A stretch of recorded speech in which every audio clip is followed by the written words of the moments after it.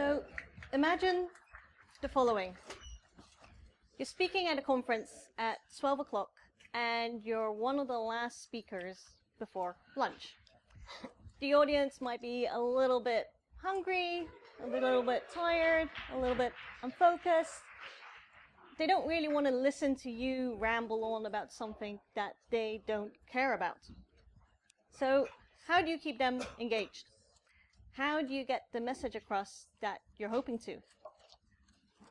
So I think everyone has at least one of those talks where, despite all your work on it, it just didn't have the impact that you were hoping it would have.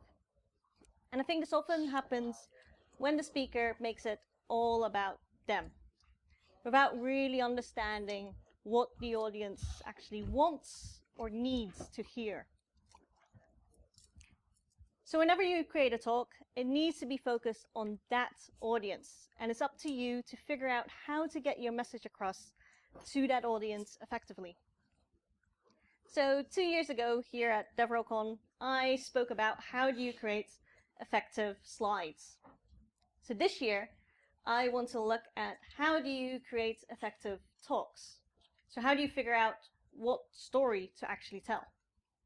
Now, reflecting back on my own experiences and my process of coming up with talks, I realized that a lot of it I was basing on my past experiences as a developer. So for me, designing an effective talk is a similar process as to designing an effective product. Only in this case, the end product is your actual talk. And it always surprises me when I help colleagues and friends with their presentations that they're not approaching it in this manner already.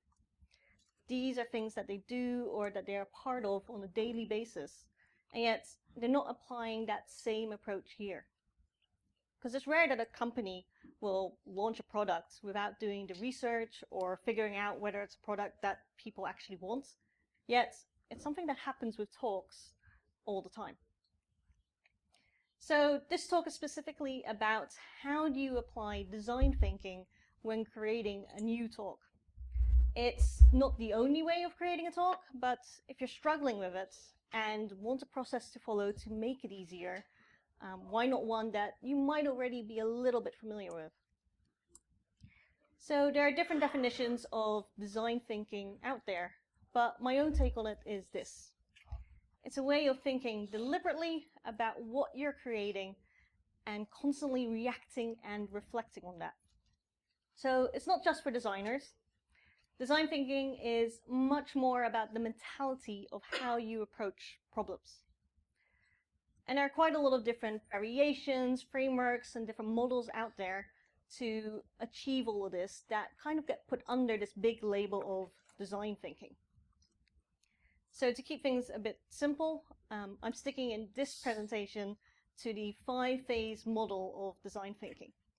As the name says, there are 5 phases: empathise, define, ideate, prototype, and test. So I'll be talking a bit about each of these areas and how you can go through and apply each phase with some practical exercises. I'll be going through the 5 phases sequentially, but in real life they don't necessarily always happen in that order. It's the most logical and easy way to explain, but in reality some of these might happen in parallel, or you might be jumping between or back and forth between the different phases. And for some talks you might cover all of this process in just one afternoon. For other talks you might use these phases over several weeks. So first step, empathise. So typically when we're building a product, we first try to understand who our users are and what their user needs are. It's all about doing the research beforehand so you know what your starting point is. So the first thing we should be doing when creating talks is researching our users. Who will they be listening to? Who is the target audience? For instance, the audience at a local community hack day will be quite different from the audience at a big corporate marketing event. Equally important, I think, is the talk context. And with that, I mean, what are the logical constraints? a 50-minute presentation will need a quite different approach than a 2-hour long talk. So the first phase is all about putting yourself into your audience's shoes and gathering as much info as you can. So that's what the first exercise is about. Gather all the info that you can about the audience, the format, and the topic. So start with your audience. What do you know about the event, the organizers, and most importantly, the main audience? So think about things like what their background is, what prior knowledge they already might have. Figure out what other speakers there are that are talking before you, because especially those that are before you, because that will influence people's prior knowledge. Next, understand what the logistical constraints of the talk will be. So things like how long is your time slot, what time will you be speaking, what type of stage you're speaking on, whether you need to make it a demo, whether or not you have access to Wi-Fi or audio, because these things will influence the structure of your talk. And then finally, write down what you already know about the content of your talk. So what is the title, the abstract, the key takeaway? If you don't have any of this yet, that's fine at this stage. We're just gathering what we already know. But if you do know parts of this, it helps to frame all the next phases, especially if some of these are things that you can't change anymore because they're things that you submitted to a call for papers or anything like that. So our second phase is all about defining your talk. So in this phase, when we're building a product, we analyze all the observations that we've made so far and define what our core issues are. So what are the problems that we're trying to address with this new product? So with our talks, we should pin down what we want as outcomes of the talk and come up with a single goal. Because at its heart, almost all talks will all be about convincing the audience of whatever message you're trying to get across. But the angle of that message, that can be quite different. So it might be about teaching a new skill, it might be to convince people to use a specific product, it might be to inspire or motivate or frighten people to change or do something. So the way you should look at it is, what type of impact do you want on your audience? Because if you don't define this, that's when your talk can become unfocused and unclear. So in this stage, I like to start with a think, feel, do overview. So I normally do this in Post-it notes or in a Google Doc, and the idea is to have 3 different sections. So you first have think. So what do you want your audience thinking about? What mindset are you trying to change? Feel, what do you want your audience to feel? And do, what actions do you want them to actually take? And it really depends on your talk and on you, on how you fill this in. For some talks, you might just have one element in one column. For other talks, you might have rows that line up quite nicely. So for instance, going a little bit meta, with this talk, I want my audience to think about their process of designing talks and learn how to apply design thinking. I want them to feel inspired and motivated to actually go and do that. And I want them to then actually go and apply all of this stuff that they've learned the next time they work on a talk. So then next, based on what the outcomes should be, what's the main goal of your talk? So final exercise for this phase is write down in a one-liner your main goal of what you want to achieve. So what's the elevator pitch? Again, going a bit meta here, for this talk, it's for you all to understand and be encouraged to apply design thinking to create more effective talks. So once you have your goal, you can keep coming back to it to ensure everything you end up including in your talk helps support that goal. Anything else should just be cut. Now, a third phase is ideate. So in the ideate phase, it's all about generating as many ideas as possible and then limiting down and choosing. So this is the idea of converging and diverging. So first going wide and making sure you don't kind of overlook ideas, and then really narrowing it down and highlighting what's really important. So in terms of talks, it's all about writing down all of this information. So all the possible ideas and all the possible content. So first, diverge. Try to generate as many ideas as possible. Keeping the previous exercises in the back of your mind, write down all the possible ideas that will help achieve those goals and results.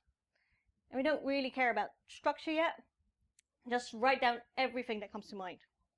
Again, I tend to use post-it notes. I'll have a window where all my post-it notes are up whenever I'm creating a new talk.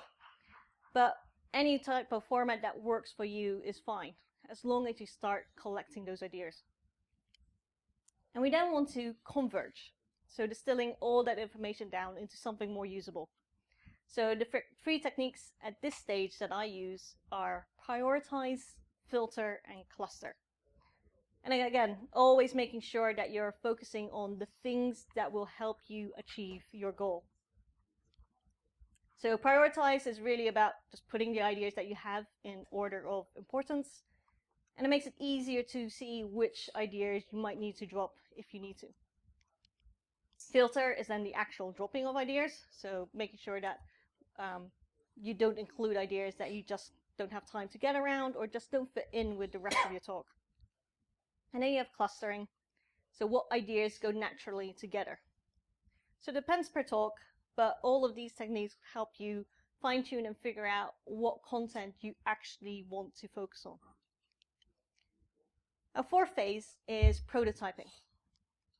So with prototyping, we normally mean creating a scaled-down version of the end product, which you can then put in front of users and test with. So it's about creating the bare minimum that will get you useful and valuable feedback without wasting too much time. And with talks, it's quite easy to think that your first prototype is your first finished set of nicely designed slides when you're ready to practice your talk and in front of people for the very first time. And I think that's not really true. That's already your end product. So I want to talk about what I think are two different prototypes for your talk that you can use first. So first, prototype your talk structure. So before even creating any slides, I always like to create an outline first. So sometimes this will be with post-it notes, sometimes it will be just a list in a notebook or in a text editor, but I'll start plotting out what I think the structure of the talk will be. And then once I'm happy with it, I'll show that to someone and get feedback at that point to see whether I might be missing any gaps or whether there is a better way to tell the story that I'm trying to tell. And you want to do it at this point, because if you do it kind of later down the line, once you put a lot of time and effort into creating pretty slides, it can feel like a bit of a waste to suddenly just cut and restructure your talk.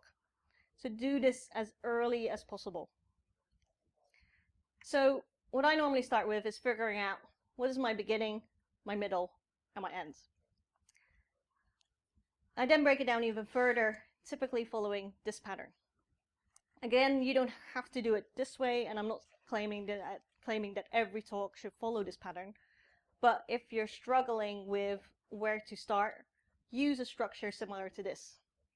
So at the start of your talk, you have the hook, so something that grabs the audience, grabs their attention and has them interested. Then you have your goal, so convincing the audience why they should listen to you. You then have the long bit in the middle that kind of takes them on that journey. And then finally, you have your summary at the end to recap all the things that you've covered. And then a final kick that makes your audience remember your talk. And also, if you have that do outcome that I mentioned previously, now's the time to really drive that home and give your audience a call to action at the end of the talk. And then finally, I like mapping it out on post-it notes and then trying to highlight the common elements. So identifying what recurring patterns you have in your talk. So for instance, going a bit meta again, in this talk, you've got the 5 phases, so 5 separate sections, and each of those has at least one part about product design, one part about how to apply it to talks, and then some practical examples and exercises. So the second prototype I want to talk about is a prototype of your actual talk content. So this for me is about creating the minimum viable version of your talk. So we all want to spend time making slides that are useful and pretty, but a good way to start is to just turn your outline into the simplest slides that you can think of. So for me, that normally means just grabbing whatever I wrote on those post-it notes and then putting that on a slide. And I then spend time filling out my speaker notes and coming up with a script of what I actually want to say and cover. So at this stage, that's way more important than having nice slides. It's all about having something quickly so that you can test out the content in real life in front of real people in a practice run. Which brings us to the final phase, testing. So going back to what I said at the start, I've been going through these phases sequentially, but in reality, that's not really what happens. And I want to especially highlight that with testing.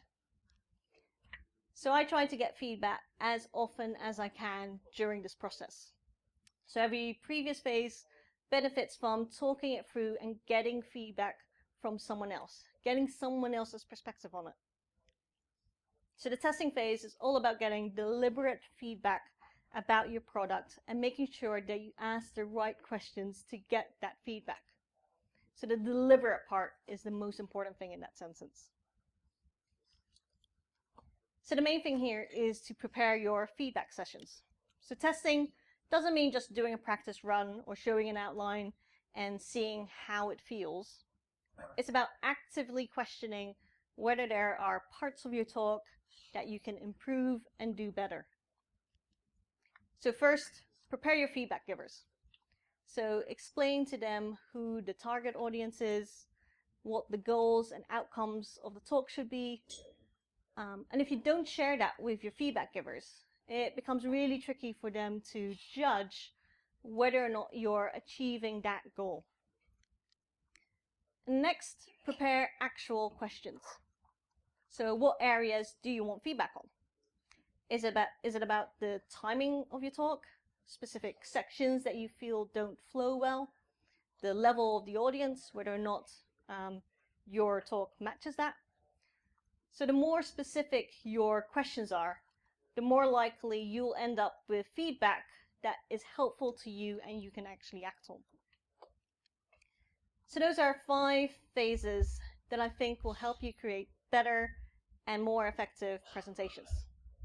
So empathizing with your target audience, defining what the talk should focus on, ideate on all the different ideas of what could go into your talk, then prototyping the outline and the slides, and then testing it and getting actual feedback. The thing with these phases though, I don't just apply this type of thinking to my talks. I think any type of content that you create that is meant for other people would benefit from you thinking through how to make it more effective.